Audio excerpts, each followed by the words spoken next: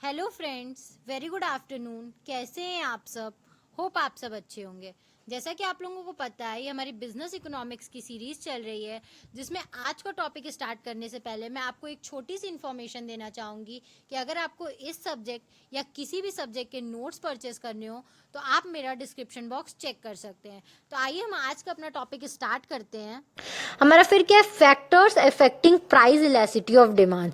अब कौन कौन से फैक्टर्स हैं जो प्राइस इलास्टिसिटी ऑफ डिमांड को क्या करते हैं, इफेक्ट करते हैं। तो पहला है हमारा नेचर ऑफ कमोडिटी। कमोडिटी का नेचर कैसा है, ठीक है। कमोडिटी ऑफ ए पर्सन कौन कौन तरीके की क्या कर सकते हैं, गुड यूज करते हैं। जैसे पहला होता है हमारा नेसेसिटी गुड, जो कि हमें चाहिए ही चाहिए, जैसे राइस, व्हीट, ये सब। दूसरे टाइप के गुड्स होते हैं हमारे कंफर्ट गुड्स, जैसे कि जो हम अपने मतलब इच्छा अनुसार यूज करते हैं, जो हमारे कंफर्ट को मेंटेन करता है, जैसे कि एसी, टीवी। और तीसरा होता है लग्जरियस गुड, जो कि हमें स्टेटस प्रोवाइड कराता है, जैसे कि डायमंड एंड गोल्ड, ठीक है। दूसरा होता है हमारा अवेलेबिलिटी ऑफ सब्स्टिट्यूट्स, कितना जो उसका सब्स्टिट्यूट है वो कितना अवेलेबल है, ठीक है। Demand for a commodity with large number of substitutes will be more elastic, ठीक है। अगर कोई भी ऐसा कमोडिटी है जिसका डिमांड क्या है उसके सब्स्टिट्यूट से ज्यादा है, ठीक है, with large number of substitute, उसके सब्स्टिट्यूट भी बहुत ज्यादा है, उसकी डिमांड भी बहुत ज्यादा है, तो उसके क्या हो जाएंगे, उस टाइप के गुड्स को हम लोग ज्यादा इलास्टिक बोलते हैं, ठीक है। Even a small rise in price of a commodity will induce the buyer to go for substitute, ठीक है। अगर हम थोड़ा सा भी इसका प्राइस बढ़ाएंगे तो इसके सब्स्टिट्यूट्स इतने ज्यादा अवेलेबल है कि लोग तुरंत इसके सब्स्टिट्यूट पे क्या हो जाएंगे, मूव कर जाएंगे, ठीक है। जैसे कि Pepsi and Coca Cola. Pepsi का दाम बढ़ा, लोग कोको कोला पिएंगे, उनको कोई फर्क नहीं पड़ता। कोको कोला का दाम बढ़ा, लोग पेप्सी पिएंगे, ठीक है। तो इसको बोलते हैं अवेलेबिलिटी ऑफ सब्स्टिट्यूट्स। अगर सब्स्टिट्यूट्स ज्यादा अवेलेबल होंगे तो उसका इफेक्ट ज्यादा पड़ेगा हमारे कमोडिटी पे, ठीक है।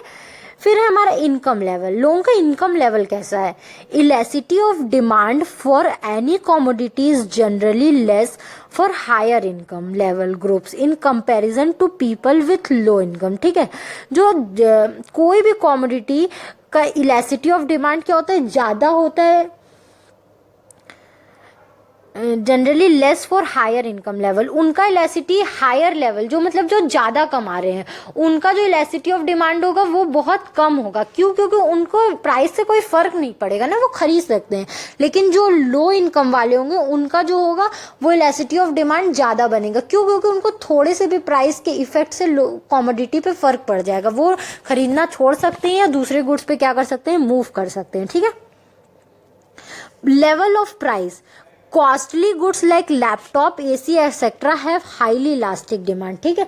इसका क्या होता है इलास्टिसिटी, अगर आप लैपटॉप या एसी के दाम बहुत ज्यादा बढ़ा दोगे तो लोग इसको अवॉइड भी कर सकता है, नहीं भी खरीद सकता है, ठीक है। तो इसका जो इलास्टिसिटी होता है वो ज्यादा होता है। Demand for inexpensive goods like needle, match box etcetera is inelastic. ये बिल्कुल ही इनइलास्टिक होता है। आप 1 रुपया रखो इन मैचस्टिक या 2 रुपया रखो, लोग खरीदेगा ही खरीदेगा, ठीक है, जैसे नीडल्स। फिर हमारा पोस्टपोनमेंट ऑफ कंजप्शन, ठीक है। हम लोग ऐसा मतलब कोई गुड्स होता है जिसके कंजप्शन से लोग क्या कर सकते हैं, पोस्टपोन कर सकता है कि हम इसको बाद में यूज कर लेंगे, तो उस गुड्स का भी क्या होता है, बहुत फर्क पड़ता है। Commodities whose demand is not urgent have highly elastic demand as their consumption can be postponed in case of an increase in their prices and vice versa, ठीक है। ये मोर इलास्टिक होता है। क्यों?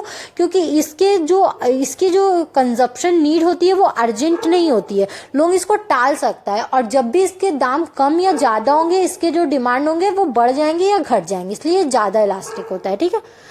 नंबर ऑफ यूजेस, इसका कितना use है।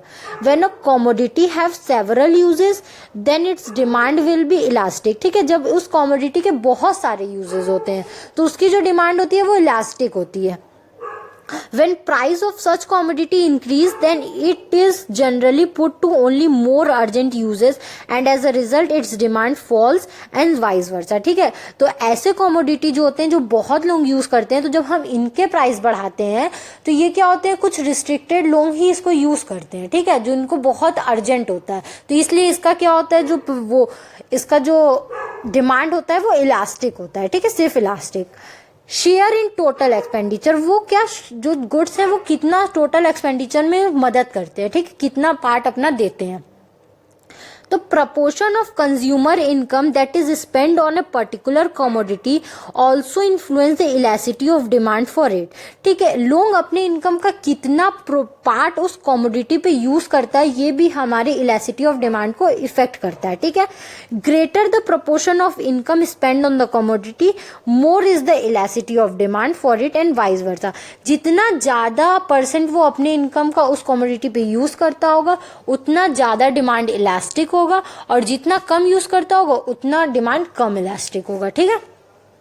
Time period, demand is generally inelastic in the short period. ठीक है, जब शॉर्ट पीरियड होता है, अगर हम शॉर्ट पीरियड का कोई चीज देखते हैं, मेजर करते हैं, तो वहां पे जनरली डिमांड इनइलास्टिक होता है.